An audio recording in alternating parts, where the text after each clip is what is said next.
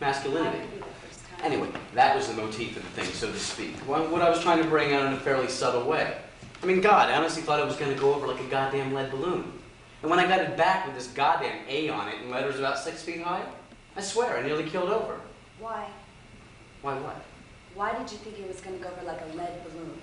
Well, I just told you. I just got through saying this guy Brugman is a big Flaubert man. Or at least I thought he was. This is marvelous. I'm so glad it's not about 20 to 1. I hate it when it's absolutely all gin. Anyway, I think I got the goddamn paper in my room. If we get a chance over the weekend, I'll read it to you. Marvelous. I'd love to hear it. I mean, I didn't say anything too goddamn world-shaking or anything like that. I don't know, though. I think the emphasis that I placed on why he was so neurotically attracted to the mot juste wasn't too bad. I mean, you know, in light of what we know today. You know, not just psychoanalysis and all that crap, but certainly to a certain extent. You know what I mean? I'm no Freudian man or anything like that, and certain things you can't pass over as capital F Freudian and let them go at that. Just to a certain extent, I think I was perfectly justified to point out that none of the really good boys, Tolstoy, Dostoevsky, Shakespeare, for Christ's sakes, were such goddamn word squeezers. I mean, they just wrote, you know what I mean? You want your Oliver what? No, you want it? You don't. Anyway, this guy Brugman thinks I ought to publish the goddamn paper somewhere. I don't know, though. I mean, critical essays written on Flaubert and those boys are a goddamn dime a dozen. As a matter of fact, I don't think there have been any really incisive jobs done on him in the last 20 years. You sound like a section man, but exactly. Beg your pardon? You're talking like a section man. I'm sorry, but you are. You really are. I am? And how exactly does a section man talk, may I ask? Well, I don't know what they are around here, but where I come from, a section man is a person that takes over the class when the professor's in there, or is busy having a nervous breakdown, or is at the dentist or something. He's usually a graduating student or something. Anyway, if it's a course in Russian literature, he comes in his little button-down collared shirt, his little striped tie, and he starts knocking Turgenev for about a half an hour or so. Then when he's finished, and he's completely ruined Turgenev for you, he starts talking about Stendhal or somebody that he wrote his thesis on for his MA. Where I go, there's about 10 of these little section men running around, ruining things for people, and they're all so incredibly brilliant that they can hardly open their mouths from the contradiction. I mean, if you get into an argument with one of them, all they do is get this terribly benign expression. You got a goddamn bug today, you know that? What the hell's the matter with you anyway? I'm sorry. It's awful. I felt so destructive all week. It's terrible. I'm awful. Your letter didn't sound so goddamn destructive. I had to strain it, right? You want another one? Franny, you want another martini or what? I'm sorry. Yes, no, I don't know. Which is it? Yes, please. I'm just off today. I'm just lousy. I'll snap out of it in a minute, I promise.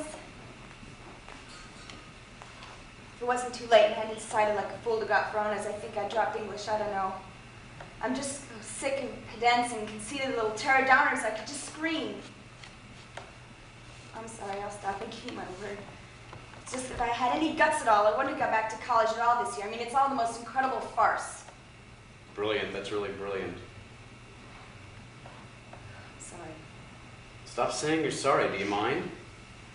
I mean, I don't suppose it's occurred to you that you're making one hell of a sweeping generalization. I mean, if all English department people were such great little terror downers, it would be an altogether completely What? I said yes, I know, you're right. Just don't pay any attention to me. No, I mean, hell, I mean, there are incompetent people in all walks of life. I mean, that's basic. I mean, let's drop the goddamn section men for a minute. Are you listening to me or what? Yes. I mean, you got two of the best men in the country in your goddamn English department. Manlius and Esposito. I mean, God, I wish we had them here. At least they're poets, for God's sake. They're not poets. That's partly what's so awful about it. They're not real poets. They're people that write poems and get published and anthologized all over the place, but they're not poets. Can't we just let it go, please? I'm just going to ruin the weekend. Maybe there's a trapdoor in my journal. Just disappear. You're not ruining anything.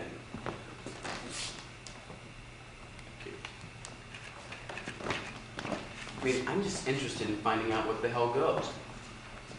I mean, you have to be a goddamn bohemian type or dead, for Christ's sakes, to be a real poet?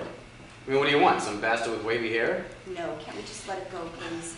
I'm just feeling absolutely lousy, and I'm getting it. I'd be very happy to drop the entire subject. I mean, I'd be delighted. Just tell me first what a real poet is, if you don't mind. I mean, I'd appreciate it. I really would. I don't know what a real poet is, Lane. I wish you'd stop. I'm serious. I'm feeling really peculiar and funny, and I just can't take this. All right, okay, relax.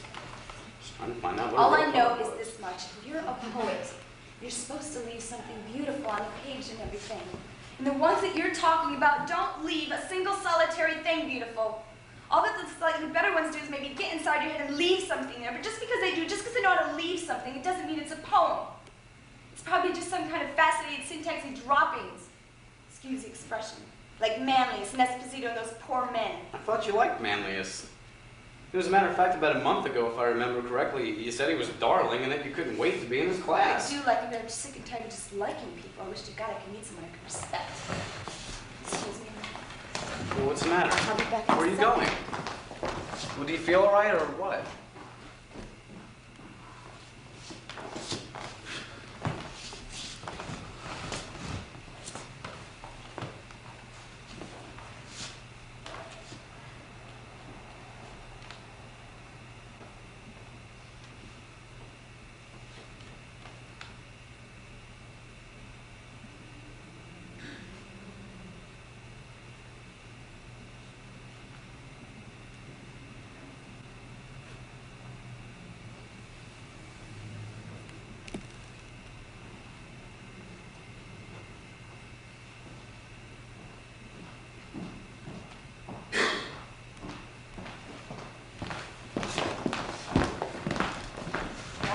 You think I died?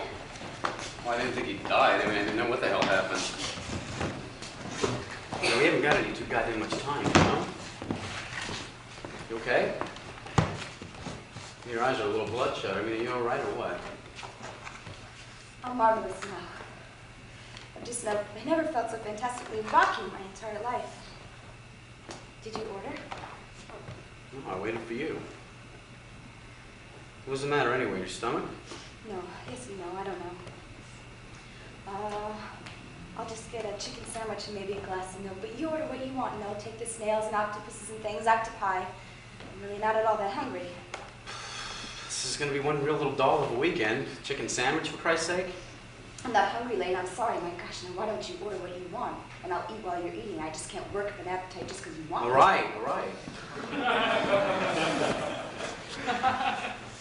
Yes, I'd like to start out with the escargot. And then to follow, she's going to have a chicken sandwich, and I'd love the frog legs. If I could. That's it. Thanks.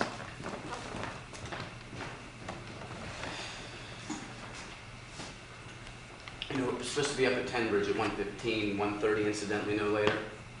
I told Wally that we'd probably all meet together for a drink before the game, and then maybe we'd all go to the stadium in his car. You mind? Well, you like Wally. I don't even know who he is. You've met him about 20 times, for God's sakes. Wally Campbell, Jesus, if you've met him once, you've met him 1,000 times. Listen, don't hate me because I can remember someone immediately. Especially when they look like everybody else. Talk, dress, and act just like everybody else.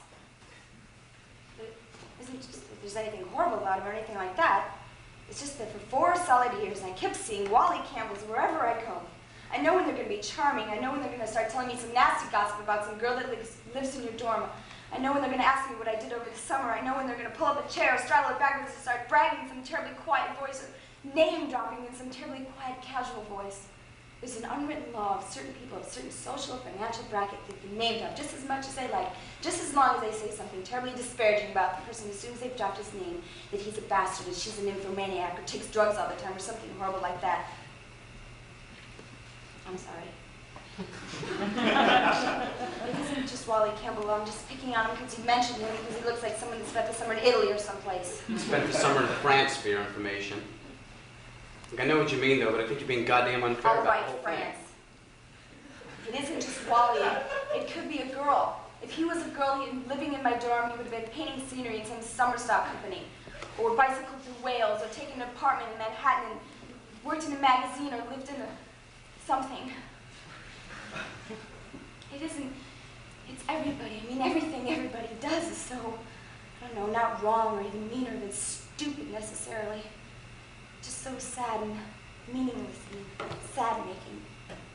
And the worst part of it is, even if you go bohemian or something crazy like that, you're just conforming just like everybody else, just in a different way. It feels so funny. I'm going crazy, and maybe I'm already crazy and I don't even know it. You're pale. You're pale as hell, you know that? I'm fine, I'll be fine in just a minute.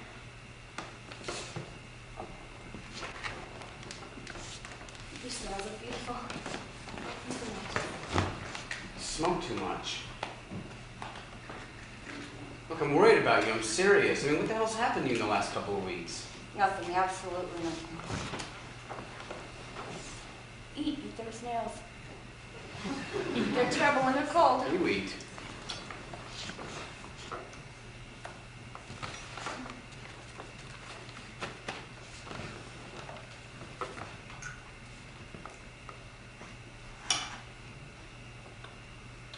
How's the play? I don't know, I'm not in, I quit. Quit? Why, for God's sakes? I thought you were so mad about the part. I mean, what happened? Did they give it to someone else? No, they did not. It was all mine. That was nasty. That was really nasty. Well, what happened? You didn't quit the whole department, did you? Why, for God's sakes? I thought the goddamn theater was your passion. It's about the only thing I've ever I heard just you talk good quit, about. that's all.